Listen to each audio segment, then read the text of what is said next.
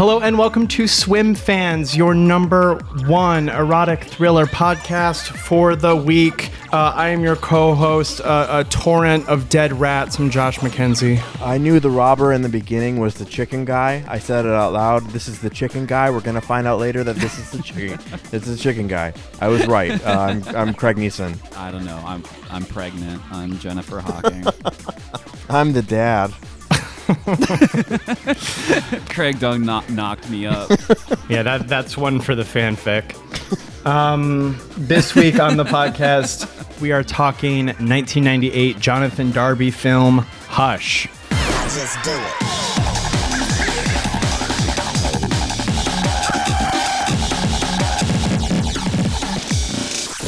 No, not that one. No, not that one. Sorry. Other Hush. Okay, so if you haven't seen Hush, this movie stars Gwyneth Paltrow and Jessica Lange, my queen, mom for real.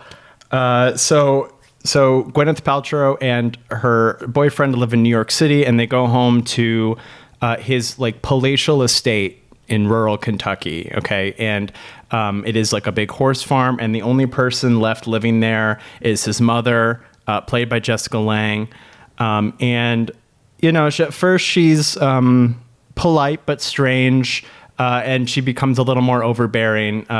We see her relationship with her son is sort of like a push and pull thing where he's trying to assert independence, and she sort of does like a mom thing where she's, you know, tries to be really sweet to him to get him to do what she wants, whatever. So, but he's like, she tries to get him to stay indefinitely, and he's like, nope, our lives are in New York, we're going back home. While they're at the farmhouse, Martha becomes sort of more and more inserting herself into the couple's lives. She even goes so far as to like leave Paltrow's characters contraceptives like out on the counter so she can find them. So they stay for a couple weeks and they go back to New York, and not long after being in New York, Paltrow's character finds out that she's pregnant. She has that birth control has failed, and now she's pregnant. And her husband's like, "Okay, well then marry me." Her boyfriend then is like, "Let's get married." They do get married. They get married at the estate in Kentucky. It's like a big wedding. They meet. She meets for the first time her new husband's grandmother on his dad's side, who's not in the movie. But she's like, hey, look out for Martha, the guy's mom. Look out for her. She's totally sus. Paltrow's like, okay, well, that was weird. And then just sort of moves on with their life. So they're married. They go back to New York, continue their lives now as a married couple. And it's all well and good until Paltrow, who is, as you'll recall, pregnant, a home invader has broken into her apartment and threatens her with a knife. Like he's gonna rob her and stab her. Lastly, the mother comes to New York as well, lets herself in, gives both of them a terrible scare. And she tells her son, listen, either you have to come back and run the ranch or we have to sell it. I can't do it by myself anymore. So importantly, Paltrow's character's like, you know what? We should just move to Kentucky. We're going to have a kid. We have this giant estate there. We find out that the guy feels guilt over his father's death. Like he somehow caused it. So she's like, let's go face your demons and get a big house out of the deal. So they up and leave New York and move to Kentucky to the estate. While there, Martha, the mother, begins to sort of like assert her control over the couple. She sort of begins to like drive a wedge between the two, sort of turning them against each other a little bit, like telling them both opposite things to sort of give more distance between the two of them. Paltrow's character strikes up a friendship with her husband's grandmother, who's like, okay, so first what you need to know about Martha is that she schemes, she lies, eats hot chip and lie, all that good stuff. She definitely for sure killed her husband. It was in all the papers at the time. And sort of like gives her all of the tea there. So Paltrow's character's pregnancy progresses, and she and her husband are drifting farther apart until finally she's like, okay, look, I want our marriage to work out, so I think that we have to leave. Like, I know it was my idea to come here, but I think your mother and this house and everything is coming between us, and I want to protect our family. And he agrees. He's like, you're right. My first loyalty is to you. Let's go back to New York. We'll go back as soon as I'm done with like this horse event. It's a horse event. So while he's away, Martha slips a hormone that will cause it'll like begin the birthing process, like it'll put her into labor. So she begins to go into labor, which is scary. It's like early, not supposed to happen yet. She like finally gets that Martha is like after her for some reason, after the baby, so she runs away from her. Like Craig said, she finds the pig farmer who was definitely the attacker. She drives away from him, and she tries to get away, fails, and so Martha like lays her up at the house, forces her to give birth like without any painkillers, without any like hygienic oversight at all. Just sort of like just bleeding everywhere, but she does give birth after all to a healthy boy. And right away, Martha like spirits the child away from her. Paltrow's character is very weak. Obviously, she's bled a lot, and so Martha tries to kill her like with a shit ton of morphine, like a whole like liter of morphine. She almost succeeds, but Paltrow's character is able to like knock the syringe away from her just in time for the father of the child to come home, sort of interrupting the process. Martha again tries in the middle of the night to euthanize Paltrow's character, but again, her son is there keeping watch over his wife and child, and so she's unable to. And so finally, in the final scene of the movie, Martha so far has failed to stop the trip to New York, and Paltrow's character walks in, having just survived like 2 attempted murders. And she's like, guess what? Your mom's a bitch. She tried to kill me. P.S. She killed your dad and you didn't. So she like basically just like lays bare all of Martha's lies. Her son says, I never want to see you again. You're not my mother. And then Paltrow like wallops her across the face when she tries to like come for her. And the wife, the husband, and the child all leave to New York, leaving the bereft Martha sobbing on her kitchen floor. And then the final scene is that the family introduced the child to the child's great-grandmother. What did we think about Hush? No, not that one. I picked this mostly because it fit in the rhyme scheme of Plush, Crush, and now Hush. Watching this, I was struck with this overwhelming sense of deja vu, like I had seen this movie before, specifically like Jessica Lange being this haunted mom lording over a marriage, and I realized that in my head I was making some sort of unholy mixture of the movie In Secret, where she plays a very similar role, and the movie Unforgettable, which is actually Cheryl Ladd lording over Rosario Dawson. The entire time I was like, no, I know this. I've seen this before multiple times, and then I had never seen it. This is mostly whatever. I think there is some stuff in here that I quite like about it. Gwyneth is always great. The third act is pretty unhinged in a way that I admired. I love her mason jar-sized vial of morphine and her turkey baster-sized syringe. The whole birthing scene I actually thought was pretty brutal. Like, Gwyneth looks like fucked up in that bed, and it goes on for a while, too. There is something just really over the top. It's so amazing. If you could just watch that scene, you'd be fine. The last like full scene in this is crazy.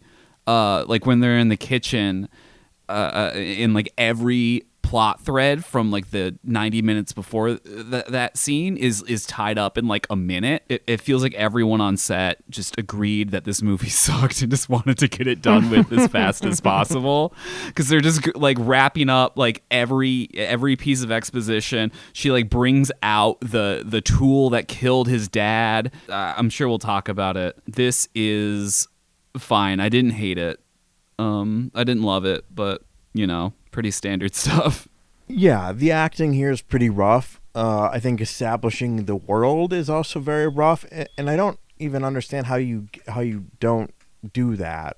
I mean, we're given this like really beautiful estate and a mansion, and like even the interiors are fantastic, but the characters don't feel real, and the places that they exist in similarly don't feel particularly real. Everyone's dialogue feels like airy and strange. All respect to Lang here, but she has like a nervous laughter that she does after almost every line delivery, where it's like, no, it's okay. I don't need to hold the knife over the baby. Like that kind of shit. Like constantly. There's just a kind of a Lifetime movie haze, I think, over the entire film. Even like the notionally like conventionally handsome husband is just like this non-entity. He like doesn't have any. He's like featureless. He loves his mom. He seems to have like loyalty to her more than Gwyneth Paltrow, but also kind of hates her. And also kind of like hates her, but like just unequivocally loves his mother, to the point where it's like even in the end, like I was really not sure what side he was gonna land on. No, it's fine that my mom killed my dad. Also, quit bitching about the fact that my mom tried to kill you with the morphine. Like, just chill. There's worse ways to die. No, I don't know. It establishes this. It wants to establish this, modern couple that live in New York in an open plan loft apartment where the bathroom is just made out of those glass bricks, the glass cubes, right? That are very much of the era. I don't know. I think I think Jennifer's right. The sequence of the birthing where Lang is she's just knitting something and being like, yeah, the pain is like part of it.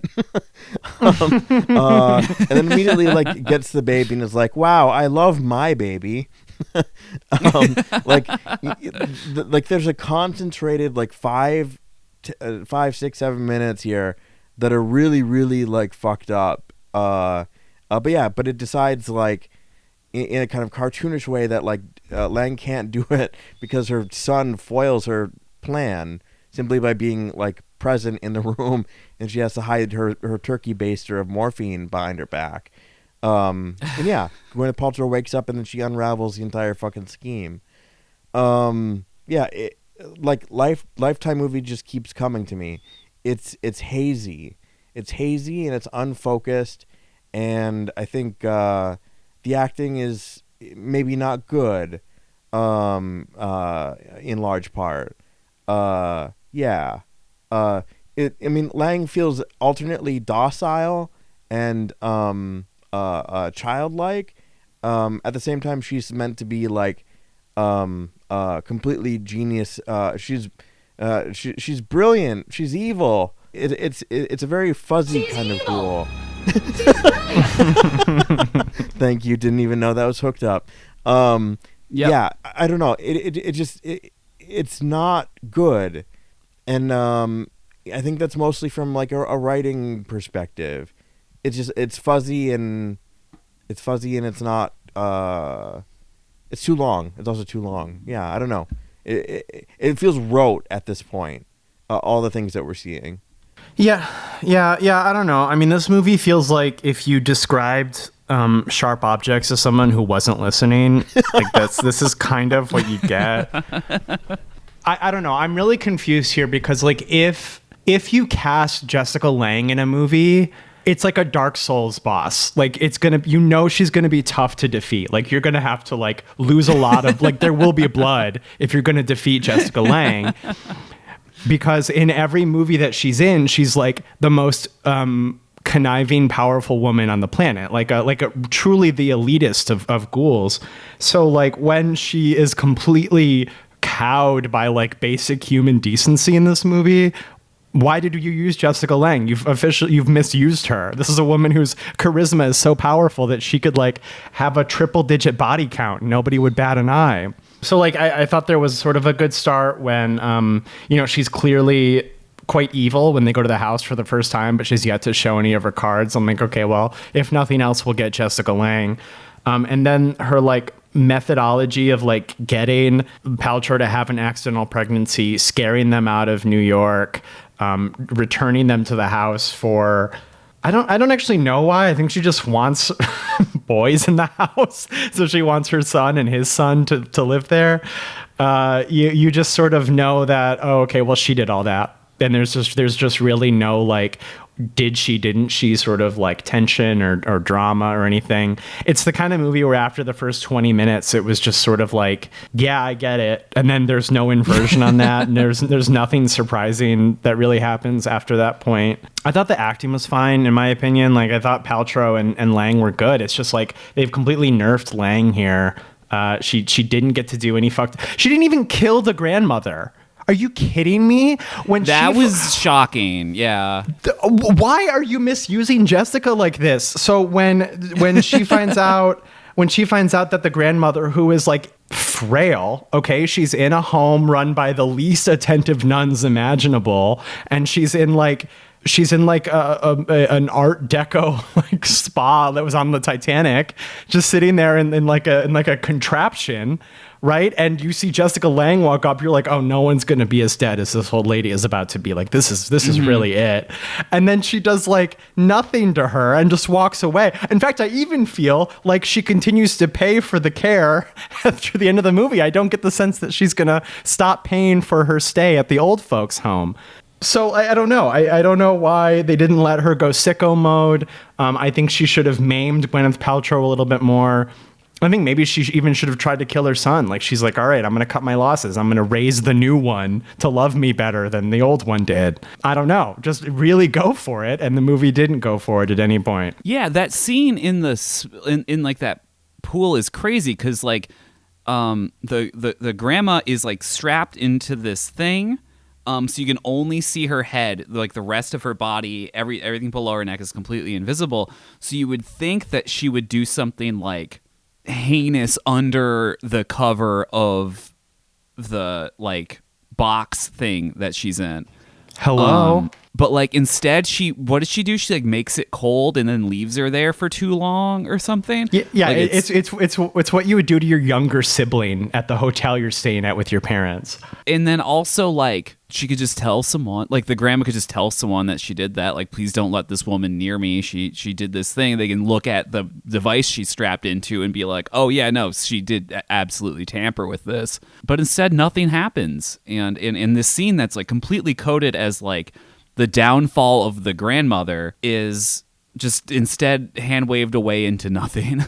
Right, because it's the evilest pool in the world. Like it's very dark in there. There's like a reflective blue light. It looks like where you kill somebody. It looks like the end of Jennifer's Body. It does look like the end of Jennifer's Body, and you've got this giant apron over top, because like the apron goes all the way up to her neck. It's like a steam chamber or something, and it seems like, you know, that is it in Hannibal when he like rips that guard open and flays him and suspends him from the ceiling? Like you would expect something like that under the cover of the apron, because the apron's there. So like the reveal is built into the thing. Yeah. And why isn't she getting up? Let's get her out of this. And she's all fucked up underneath it. Yeah, come on. Yeah, and because you put her in this apron, you don't even have to show it. You can just have the nuns who don't care look absolutely aghast at this this shroud that she's in. It's a weird choice. It's a weird choice to like stop her from doing anything truly malicious for some reason. Because it's not like we see much of the grandmother after that. It's just kind of the last scene where everything is okay. And that scene feels tacked on to an ending that already felt like they didn't care. Right. Yeah. Right. Yeah. But what relationship does are they going to stay in Kentucky? Does it matter? Like what is being solved there? You know, like she's been estranged or no. Oh, heaven forbid that the young son has been estranged from this, like, equally kind of shitty, debutante-ass fucking Kentuckian. And it's like, what is there? You know, like what? Just go home. Like go back to the blue state. It's arbitrary. Like it's really, it doesn't, because we don't care about him ultimately, right? We don't really we're not particularly interested in his ghosts. I guess we're interested in the fact that that is a something that the Paltrow character like picks up on and wants to go to Kentucky for, but we don't care about the resolution of his fucking trauma or whatever. All that is a means to the end of correctly identifying Lang as a psycho supervillain. And similarly, the grandmother she serves that function as someone who points you in the direction, but ultimately doesn't matter as a structural load bearing character. She's the one that kind of helps pull back the curtain, and that's it. So it's a misunderstanding of like what is ultimately going to be cathartic for the audience at the end. Because I know I was a little baffled by that. It doesn't feel natural. Yeah. It's very forced. Yeah, because like it's not even really clear. Yeah, he's just such a... Okay, so the movie's not about him, and that's fine. But like his motivations are so unclear that I'm like confused at any given point if he feels more strongly about Gwyneth or Jessica, like in any scene. Because like when he's visiting, he's quite like stern with her. He's like, no, we're not staying longer. We're going back to New York. Like, don't fuck with me. And then they go back at Gwyneth's behest, which I think is a good move narratively. And then he like becomes evil for like 4 months or something, or like he's like back under her thrall, I guess. But then he goes off to the horse event and he stops being under her control, and then he never is again. And then he just believes Gwyneth when she says what she says. And so I'm like, are you buying this or no? Like, I don't know at any point where, because like you could really see the horror there if you were to like sort of make him completely believe his mother. And I think this is easy, like to make him believe his mother at all times. That would be really scary. Like you're a pregnant woman. Your mother-in-law is very evil and conniving and is trying to like take your baby from you, and also make everyone think you're crazy and unwell. And your husband thinks so too. That's pretty scary. But because it's so wishy-washy, I don't really know that effect ever really happens. Yeah, I think he's just randomized, like the genetic lineage thing of like intergenerational like evil family. What does that mean for the new son being born? You know, like they could lean into something like that, but they don't. Instead, he just kind of I don't know, just sort of latches on to whoever's in the scene like a baby duck. Yeah. Whichever exactly woman like he's closer to physically is the one that he's siding with. Yeah, because he just shows up and he's like, yeah, you're cool, Mom, or you're right, Gwyneth. Just that's it. That's like the level that he's operating. There's no conviction to anything he does. Yeah, he doesn't even like. There's a scene where Gwyneth tries to get him to go see his grandmother, who would tell him the truth about his father's death, but that doesn't actually happen in the movie. So he doesn't even have to like question if perhaps he was lied to. He's just not in the movie for that part. And so I'm like, he just Labradors his way through this performance. Man. I was full of such like life and light for like the 3 minutes when you're watching Gwyneth at her job. Debbie Mazar is playing like her friend, and she's like got more charisma than everybody else put together. And she's just like, well, men only care about one thing, and it's titties and their mothers, or whatever she's fucking talking about. And she says it with that delightful accent, and there's suddenly like oxygen rushed into the room, and I was feeling something. Yeah. And then she the is scene kind of was that over. like April O'Neil's friend from the original Ninja Turtles cartoon. She's just kind of like that for Gwyneth Paltrow. Yeah, I was just like, I like this. I feel something about this. It's over because she doesn't matter. I found out she's Madonna's friend. That's cool. Debbie Mazar? Yeah, apparently they're like gal pals, like real good gal pals. Oh, that rules. Debbie, pass my number along. I want to hang out with Madonna just once. I think I could only handle it once. Debbie introduced me to Madge. I don't think I'd survive even once, honestly. I don't know. Fucking kill Madonna me. Madonna seems like she just has a weird brain, man. If you've ever seen Madonna Truth or Dare, you get the overwhelming impression that Madonna loves having fun, but only on Madonna's terms. And if it's on anyone else's terms, she's completely miserable. She's like completely unable to like handle anyone else being in charge of any situation. She rules. Shouts out Madonna. How many times would you say, you would know this the best of anybody, how many times have Madonna and Mimi been within, I would say, 500 feet of one another? I mean, if you like, there's industry events and stuff. They're both big in the 90s. I'm sure there's probably countless times they were in the same room. I just think those are two tough ladies. Oh, yeah. Opposite sides. Yeah. Don't sit them next. What would they talk about? Oh man, two aliens wearing their fucking skin suits trying to. Oh my god! Two rival alien species. And just control of the planet Earth. Just for fun, invite Azalea Banks. Like, just sit her in there. Like, humanity wouldn't survive. Yeah, let her sniff out who's the reptilian. You know. It'd be like an extinction level event. Yeah, truly. Yeah. The call out posts would be too destructive. Oh my god. I don't want to wait anymore. I want to talk about their apartment. Yeah, please. A fucking incredible apartment. The best character in the movie, their apartment. Yeah. So if you haven't seen the movie, it's one of those really classic.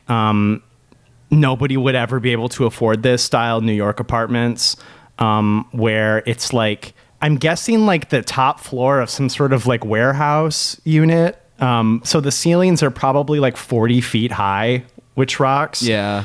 There's like a loft type situation, which has like a catwalk, I think there might be a railing, but as if memory serves, it's quite a shallow railing. It doesn't seem super safe. If you had a lot to drink at the dinner party. And then, strangely, the strangest part of all is that there's a bathroom that's just sort of open. Open concept bathroom. There's like those big ice cube like frosted tiles that distort light and don't let you see in, but like the ceiling doesn't go up. So like if you took a dump, like there's no like wall. Everyone in the apartment would just have a full auditory front row seat to that. And also, I think like the balcony goes over the bathroom.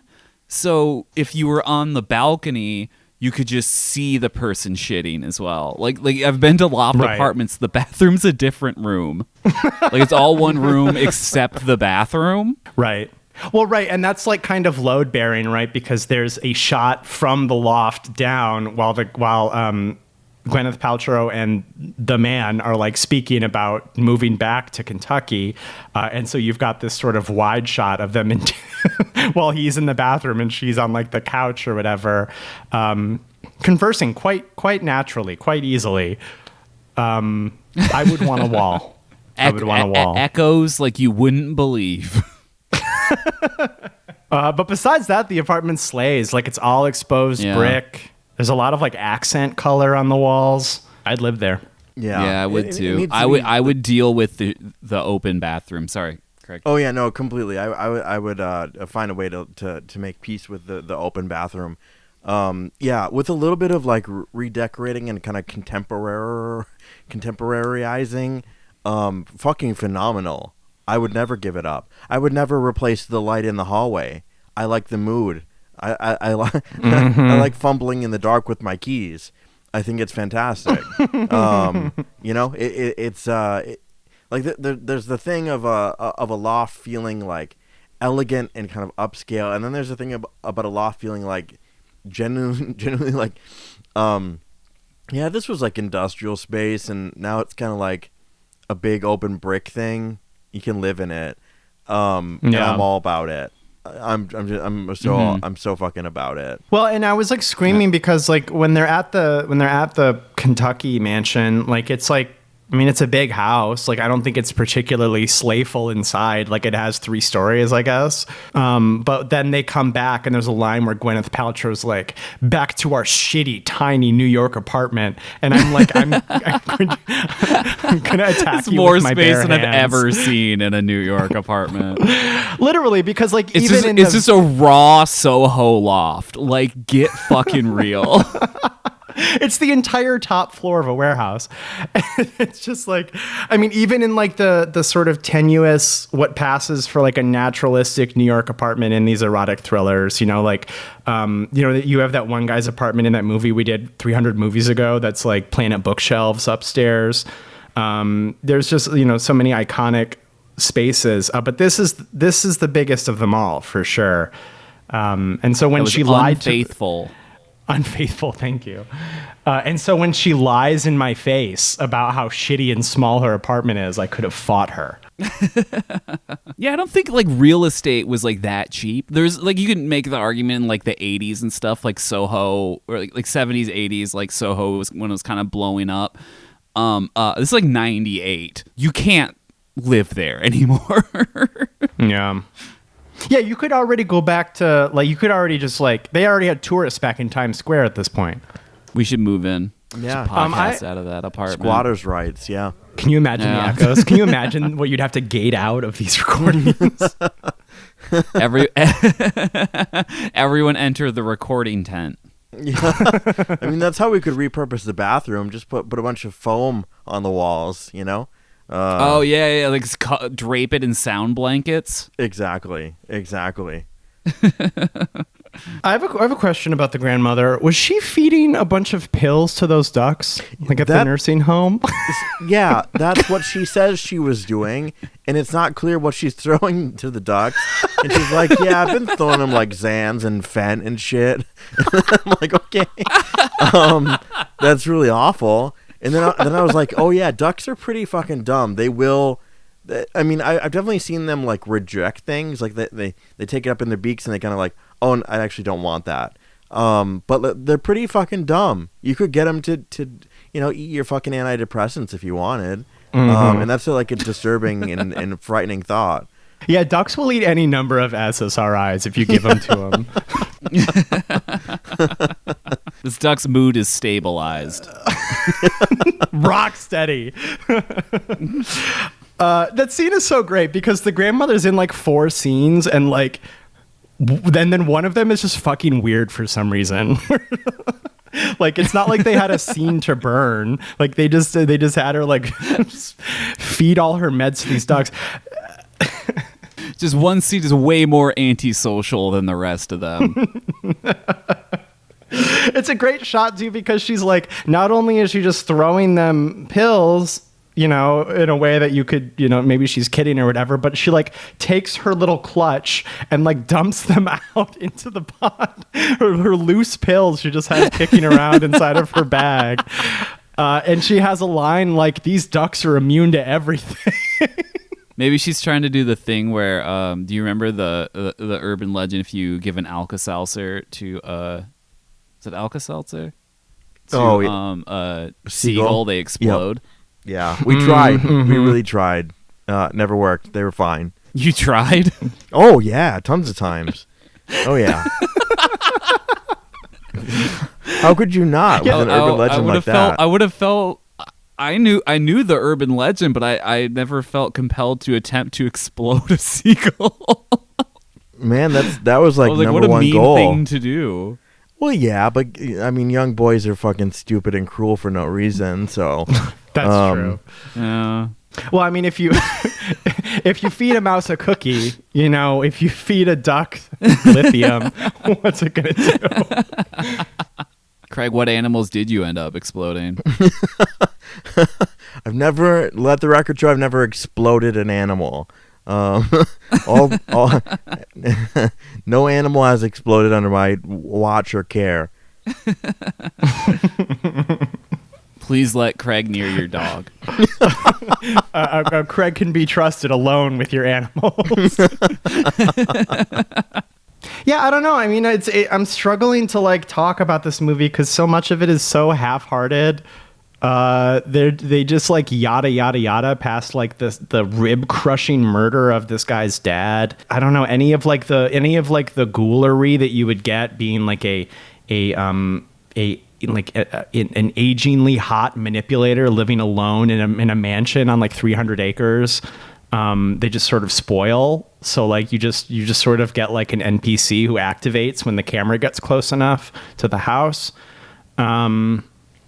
It's a tough one to love. There's just not a lot going on here. Yeah, and it seemed like there was a lot of ways they could have spiced this up, because like the plot is like pretty fucking standard, but like it has that like crazy birth scene in it. And it has all this kind of like other stuff that you're kind of just told about. Like you don't really get like flashbacks to the dad dying or anything.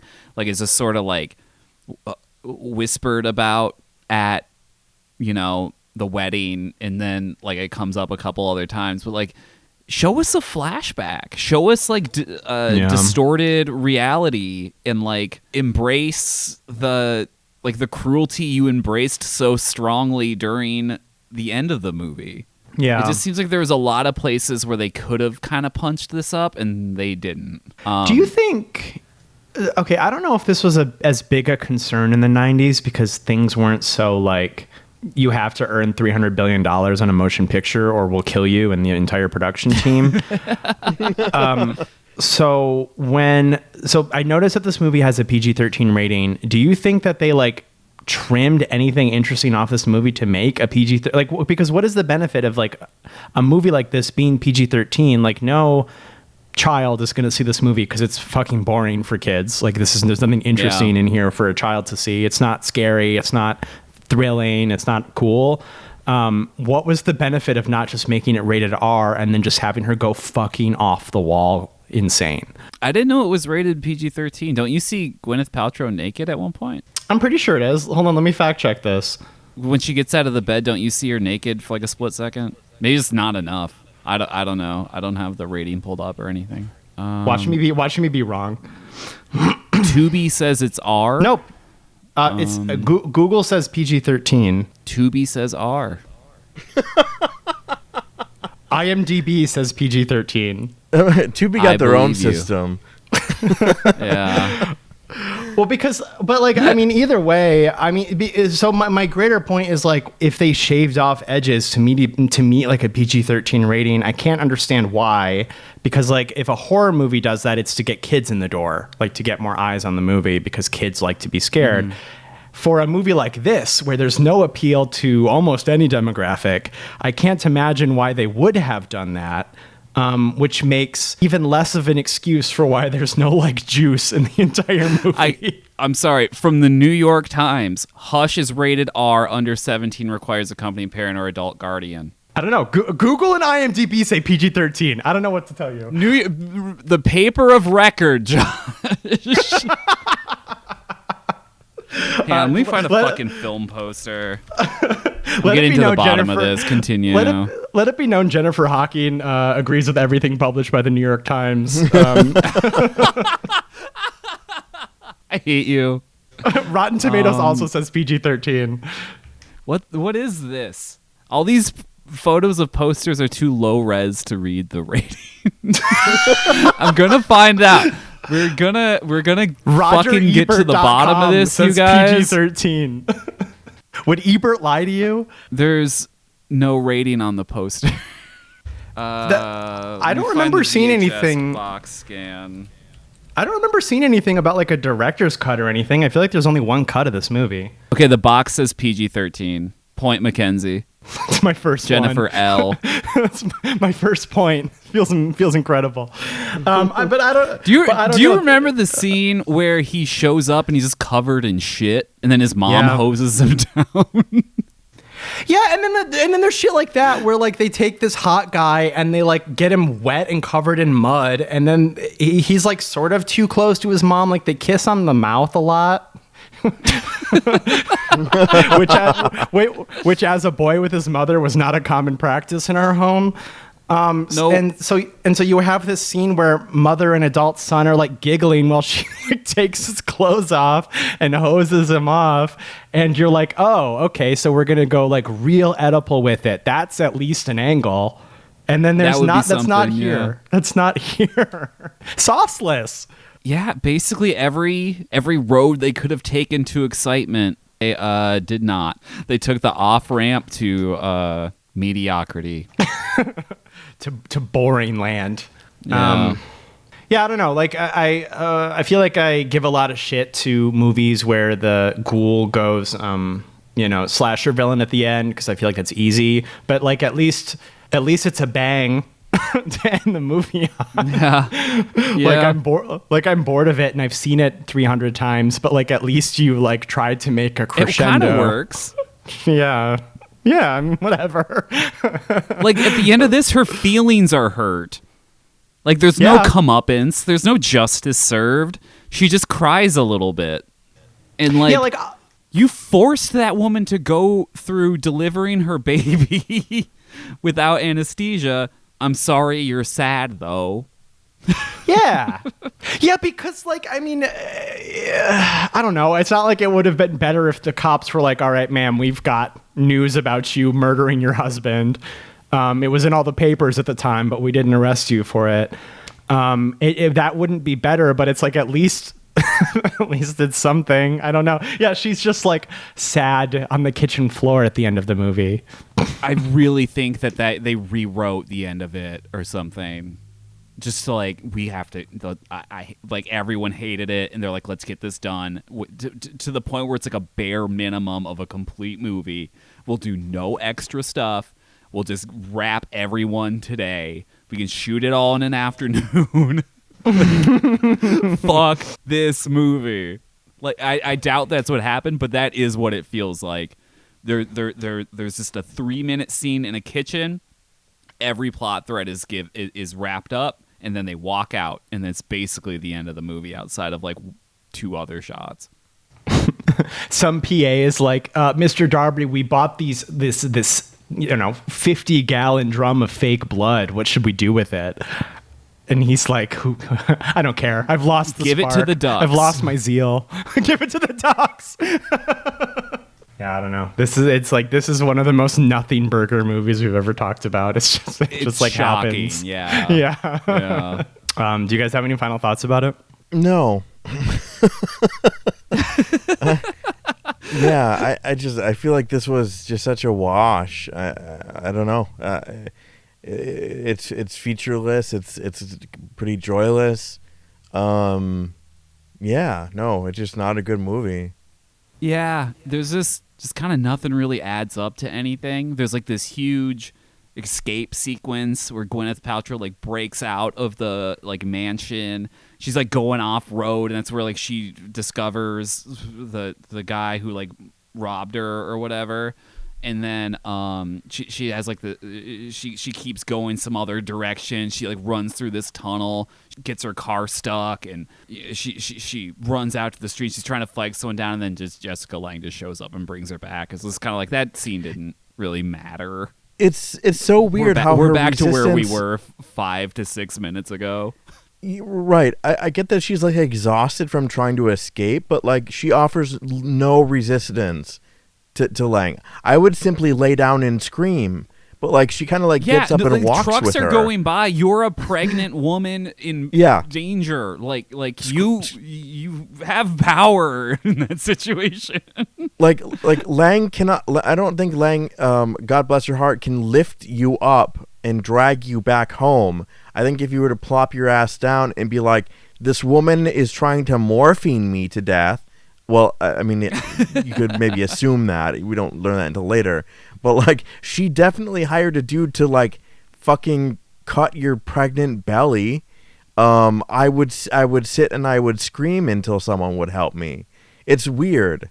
There's just a lot of things that are, like, weirdly frictionless, and they're discontinuous and non sequiturs, and they just kind of, like, flow with them. Again, it's just like however we need the husband to react in a given situation is how he's going to react. We're not actually interested in building a character here.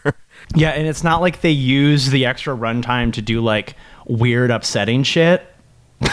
It's just scenes where everything is played perfectly straight, and then it ends, and then nothing of like matter changes or moves or. I could have missed it. Did they ever say what they put in the cake? Oh, it's oxytocin, like the hormone, a hormone that induces labor. Gotcha. That's what I thought, but I just couldn't really remember a lot of this. Just sort of rolled off my back like a duck, like water on a duck. Like 50 gallons of she fake also blood could have just went duck. into labor. It doesn't matter. Well, I mean, it is sort of scary because potentially because you have the scene where she goes to visit the doctor, and she socially engineers him in like telling him how to like induce labor if they wanted to, and because he's completely like a fool, he like, you know, tells her what she wants to hear. So like that could be scary, right? Like, I mean, she's like the boss of this small town basically, but like the movie does nothing with Paltrow's like isolation or her fear because her husband is like, it simply takes a stern talking to get him fully back on her side. You know, as if she was never truly isolated or alone or under somebody else's full control because everything was so malleable at all times. I'm glad about the duck scene though. That really is a bright light. I gave this 2.5 stars, but I just went back and made it 2. This is just completely bland and nothing, which sucks because I love Jessica Lange. I sat through an entire season of Ryan Murphy. Of Ryan Murphy bullshit just for Jessica Lange, and it was worth it because she's going for it, at least in that TV show. Not so here. They wasted Jessica. What show was it? American Horror Story season 3. I think I also gave this 2.5 stars. That seems generous. I'm gonna let it ride though. Oh, I gave this 2.5.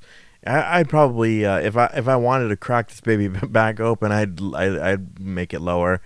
Yeah. It benefits from you not feeling like editing it. Yeah. The only thing that I would like be like, okay, that was a little inspired. Baby delivery scene like that, I actually thought was like pretty good. Outside of that, not crazy enough. I mean, not to do like Hawking stuff here, but I was hoping for more blood.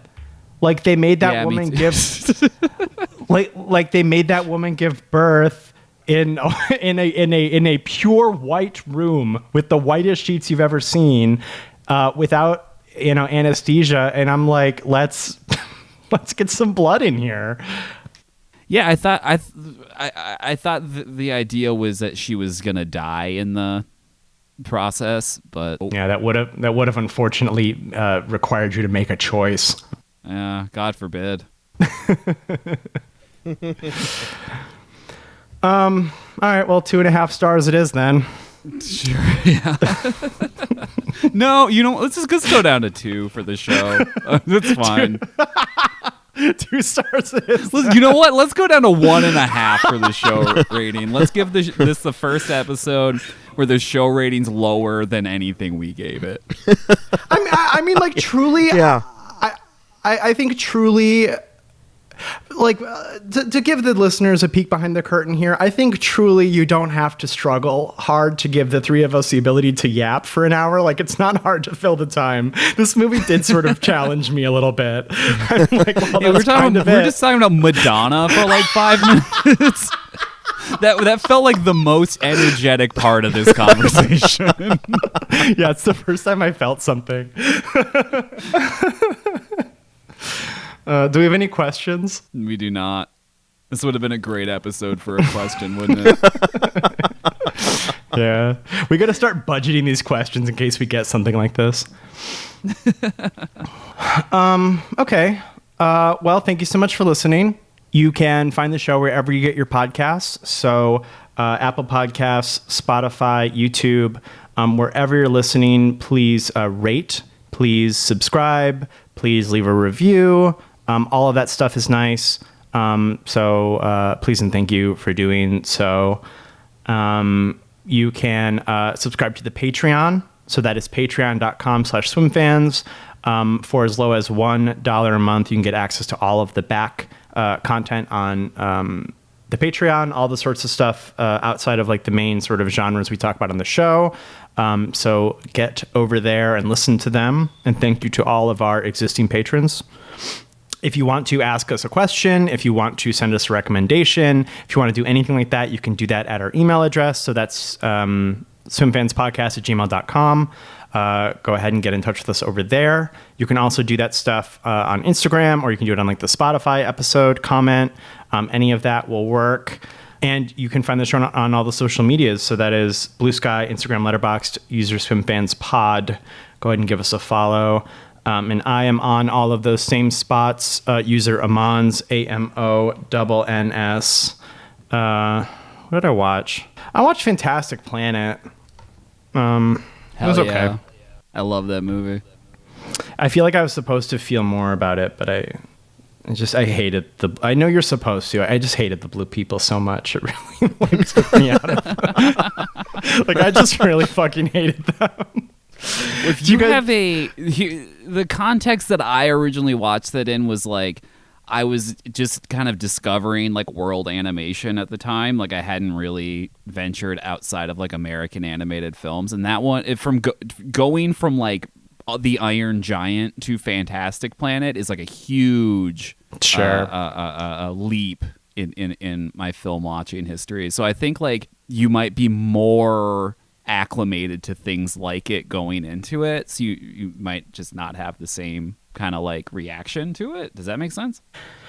Yeah, I just think I'm like too cum-brained for this. Like I watch so many anime where it's like I don't know, like some depressed man smoking a cigarette, and I'm like, I love this design. What an incredible, thought-provoking piece of art. And then I see this where it's just like sexless blue fucks, and I'm like, I hate these guys. I don't get off my TV. I don't know. They play Combat Animal at one point. That's pretty sick. There's a scene where the main like the main like little blue girl, I guess, her parents are like eating off like a cloud, like they're just like eating little like bursts of cloud, and it pissed me off. I was like, that's disgusting. Like you people, this is revolting. I had a really powerful negative reaction to the blue people, and it made it hard to enjoy the movie. Jennifer. I like the blue people. You can follow me on Blue Sky, diatron5.swimfanspod.com, and I'm on Letterboxd Diatron. I saw Marty Supreme. Real good. I gotta see it. I'm really hankering. Yeah, I went in knowing very, very little about it, and had an amazing time. Without spoiling, bursting with life with that one. It's giving like a high anxiety movie, right? Like an Uncut Gems type deal. Yeah, it's the same director. It definitely has those similar beats to it, although I think overall it's like less stressful. Like it's a little less squirmy than Uncut Gems was.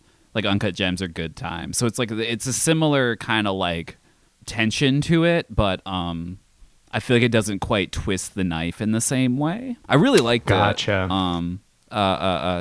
Timothy Chalamet's really good. I don't think he like fully disappears into the character the way Adam Sandler does in Uncut Gems, or like Robert Pattinson does in Good Time, but he is really good, and like the supporting cast is like top notch.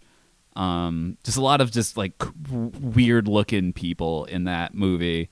It's really well cast for whatever that's worth. Craig. You can find me at Craig Neeson on Instagram and Letterboxd, craigneeson.com. I just finished Dan to Dan, the 2 seasons that are currently available. Oh, hell yeah. Incredible television program. I love it. Yeah. I love all of the characters. I love the animation. I love it. I think I haven't been smitten with an animated television program this much since Delicious in Dungeon.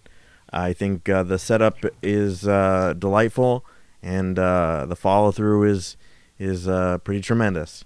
You mispronounced Serial Experiments Lane, I noticed.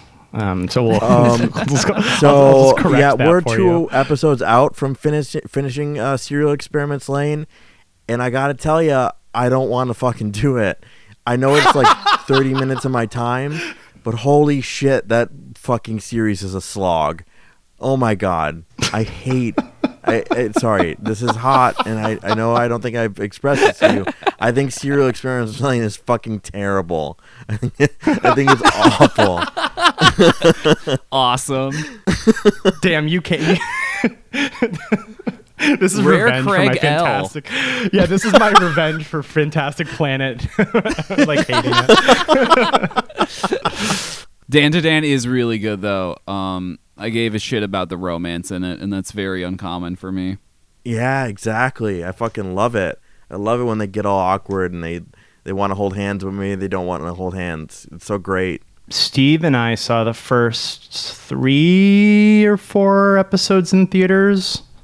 That was an interesting experience because I didn't know anything about it, and then they're just like, here's like a block of episodes. Like I think it's like right after they like meet the grandma, like the shrine. Like that's like the last episode that there is. Yeah, I saw it in theaters and I was like, oh, they made a movie and we missed the movie, but actually it's just episodes strung together, which is interesting. Yeah. That theme song is incredible. I like it more than the show. Oh my god, theme the song is introduction. fucking Both incredible. theme songs go crazy. The first seasons is especially amazing. Yeah. So the rule in the household was we had to watch it at least the first time, at least the first episode that we were watching because it was so fucking good. Yeah, the whole sequence is great. I feel like the visuals, they're, I don't know, they pace really well with the beat. Like they like sort of syncopate and then they like come back into time. I don't know. It's really nice. I really like it. Mm-hmm. Okay. Lane well, we'll is see you so next good. week. Correct. Lane is super good. Lane is so good. She could die in the fucking Wired for all I care. This girl dissociates for fucking 5 hours. You know? I know somebody who's not getting an It invite do back be to like Siberia. that sometime. I know it do be like that because I've been like that. And where outside is incredibly bright and for some reason the shadows are glitching, like I've been there. I've been Lane. I still don't fucking care. That's fine. Jen and I are gonna go witness a mass shooting at the club, and you can stay at home. Yeah. And I'm not invited. Josh and I are going to go get traumatized, and you're not coming. All right, No, that's we'll see you not the next real week. Craig. The real Okay, Craig bye. is in the Wired yelling at... I'll shut the hell up. Bye, everyone. Thank you for listening to the Hush episode of SWIMFANS. Bye.